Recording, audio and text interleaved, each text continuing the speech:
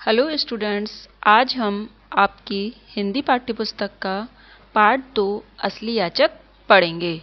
इस पाठ को पढ़ने के हमारे उद्देश्य है संवेदनशीलता, प्रेम, वात्सल्य के साथ ही धनी वर्ग के चेहरे से कृत्रिमता का नकाब हटाकर उनके वास्तविक स्वरूप के बारे में परिचित करवाना, धन लोलुपता, धन के लालच से ऊपर उठकर दूसरों की मदद करने की भावना विकसित करना, स्वार्थ और परार्थ के बीच अंतर जानना अर्थात अपने और दूसरों के हितों के बीच में अंतर जानना। इस कहानी में एक सेठ है जो कि बहुत ही धनी है और देशभक्त होने का दिखावा करता है।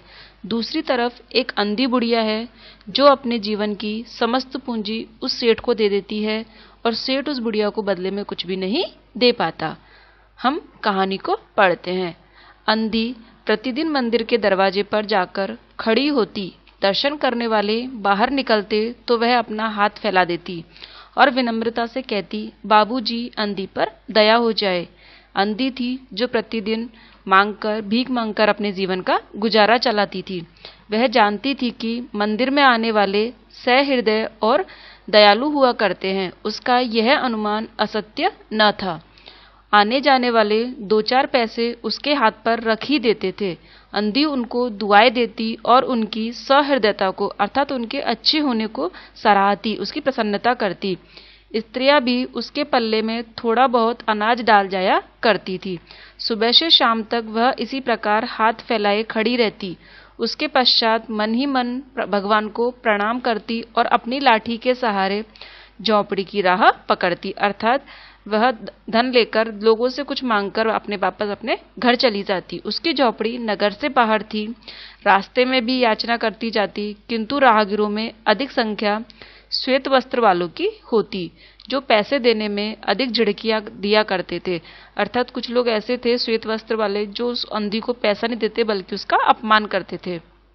जब भी अंधी निराश नहीं होती थी और उसकी याचना बराबर जारी रहती अर्थात उसकी जो मांगने की इच्छा थी वह हमेशा जारी रहती। झोपड़ी तक पहुंचते पहुंचते उसे 2-4 पैसे और मिल जाते। झोपड़ी के समीप पहुंचते ही एक 10 वर्ष का लड़का उछलता कूदता आता और उससे चिपट जाता। अंधी टटोलकर उसके माथे को चूमती। बच्चा कौन है, किसका है, कहाँ से आया, इस बात से कोई परिचित नहीं था। 5 वर्ष हुए, पास पड़ोस वालों ने उसे अकेला देखा था। इन्हीं दिनों एक दिन संध्या के समय लोगों ने उसकी गोद में एक बच्चा देखा। वह रो रहा था।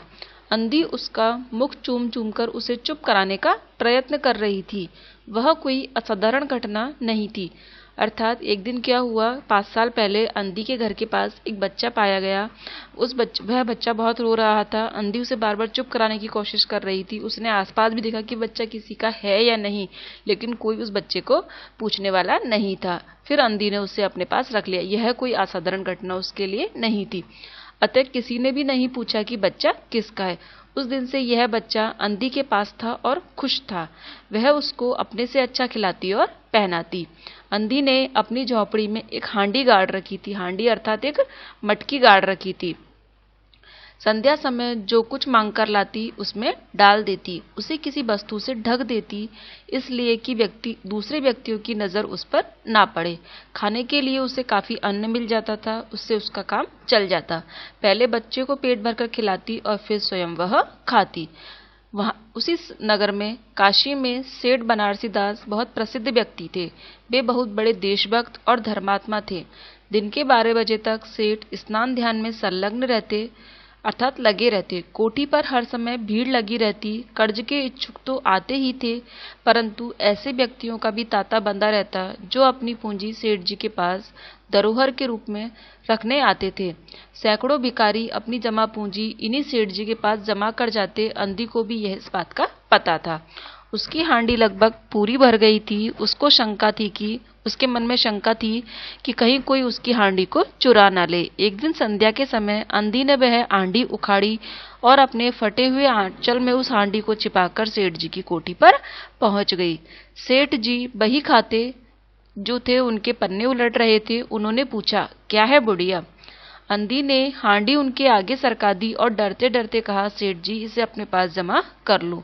मैं अंधी अपाहिज कहाँ रखती फिरूंगी। सेठ जी ने हांडी की ओर देखा और कहा, इसमें क्या है? अंधी ने उत्तर दिया, भीख मांग मांग कर अपने बच्चे के लिए 2-4 पैसे इकट्ठे किए हैं।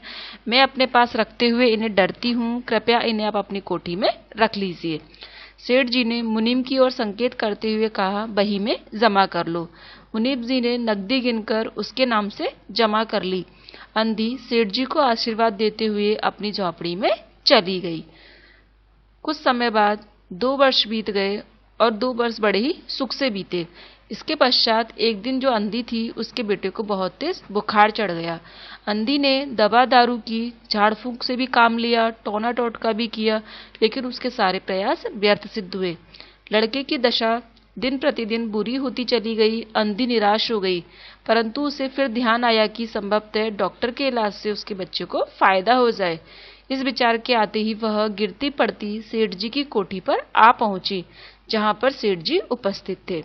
अंधी ने कहा, सेठ जी, मेरी जमा पूंजी में से 10-5 रुपए मुझे मिल जाए तो आपकी बड़ी कृपा हो। मेरा बच्चा मर रहा है, मैं उसे डॉक्टर को दिखाऊंगी। सेठ जी कठोर स्वर में बोले, कहाँ, कैसी जमा पूंजी, कैसे रुपए? मेरे पास किसी के रुपए जमा नहीं है। अंधी ने रोते हुए उत्तर दिया, 2 वर्ष हुए, मैं आपके पास धरोहर रख गई थी, दे दीजिए, बड़ी दया होगी। सेठ जी ने मुनीम की ओर रहस्यमय दृष्टि से देखते हुए कहा, मुनीम जी, जरा देखना तो इसके नाम की कोई पूंजी जमा है क्या? मुनीम जी ने सेठ जी का संकेत समझ लिया था। बही के पृष्ठ उलट पलट कर देखा, फिर कहा, नहीं तो इस नाम पर तो कोई एक पाई भी जमा नहीं है।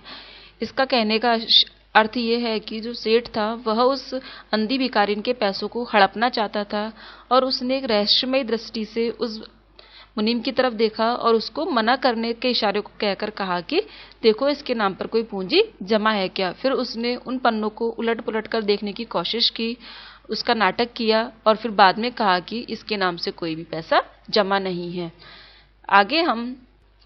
आगे हम देखते हैं कि वह अंधी वहीं जमी बैठी रही। उसने रो रो कर कहा, सेठ जी, परमात्मा के नाम पर, धर्म के नाम पर कुछ दे दीजिए, मेरा बच्चा जी जाएगा। मैं जीवन भर आपके गुण गाऊंगी। Thank you.